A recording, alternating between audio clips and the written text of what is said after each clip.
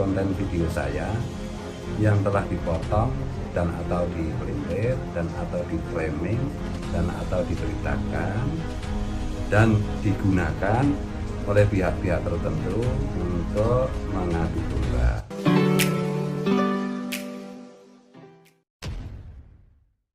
Assalamualaikum warahmatullahi wabarakatuh. Jumpa lagi dengan saya di channel Gagasan Progresif 79, sahabat sebangsa dan setanah di mana saja Anda berada.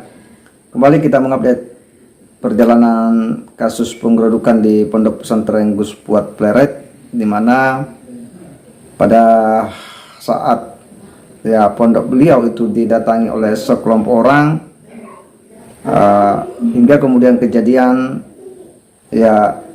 ada insiden fisik kemudian terjadi. Tentu kita ingin tahu siapa mereka ini, kemudian apa motivasinya, apa maksud beliau mendatangi Pondok Gus Fuad Pleret, dan bagaimana sikap daripada Gus Fuad pasca kejadian atau insiden tersebut.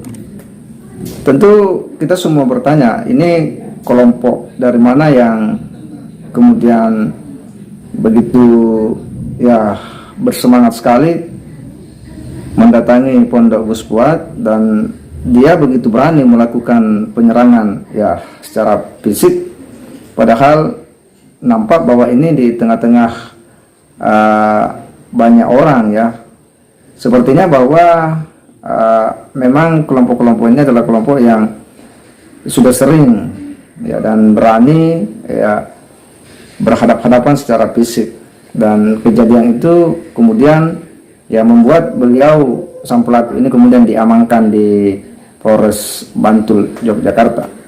Nah, kita tentu mau tahu bagaimana sikap daripada Gus Fuad Pleret dari kejadian itu, bagaimana klarifikasi beliau, bagaimana sikap beliau, karena ini tentu menyangkut nama baik beliau sebagai seorang ulama, sebagai seorang kiai, pimpinan pondok pesantren, seorang dai yang memang banyak juga pengikut. Nah, untuk jelasnya kita simak bagaimana klarifikasi daripada Gus Fuad Pleret ini. Mari kita simak sama-sama. Assalamualaikum warahmatullahi taala wabarakatuh. Bismillah, alhamdulillah, wassalatu wassalamu ala rasulillah sayyidina wa maulana wa habibana wa syafi'ana Muhammad bin Abdillah wa ala alihi wa sahbihi wa mawalah wa la hawla wa la quwwata illa billah, amma ba'du. Dengan ini saya Gus Fuad Pleret ingin memberikan penjelasan terkait kegaduhan yang saat ini terjadi baik di media sosial maupun di kalangan masyarakat, dan itu semua kan berkaitan dengan konten-konten video saya yang telah dipotong dan atau dipelintir dan atau di framing dan atau diberitakan dan digunakan oleh pihak-pihak tertentu untuk mengadu domba. Terkait dengan konten-konten video saya, supaya tidak terjadi kesalahpahaman dan supaya sudah mendapatkan kejelasan yang komprehensif, mohon kiranya bisa mengecek konten-konten video saya di channel resmi saya Gus Fuad channel gitu. Dan yang berikutnya tentu yang khusus ada konten khusus yang banyak dipersoalkan, yang paling banyak di framing terkait dengan judul konten video berjudul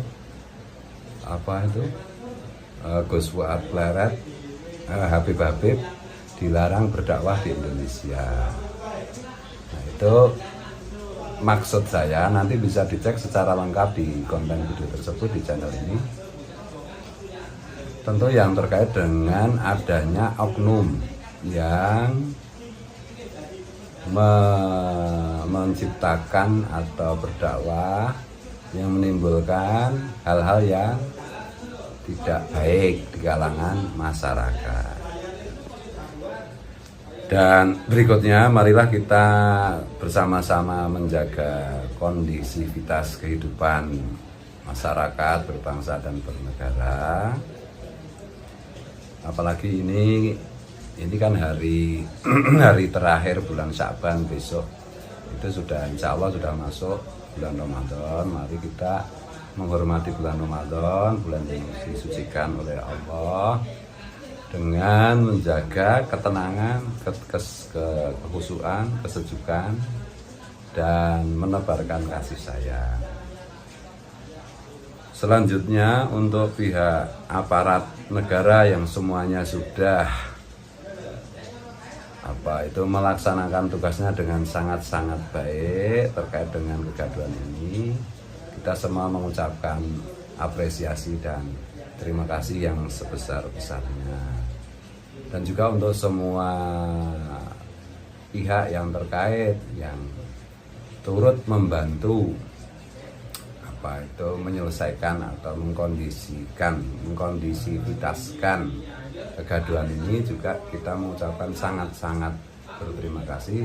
Jazakumullah khairal jaza, jazakumullahu ahsanal jaza.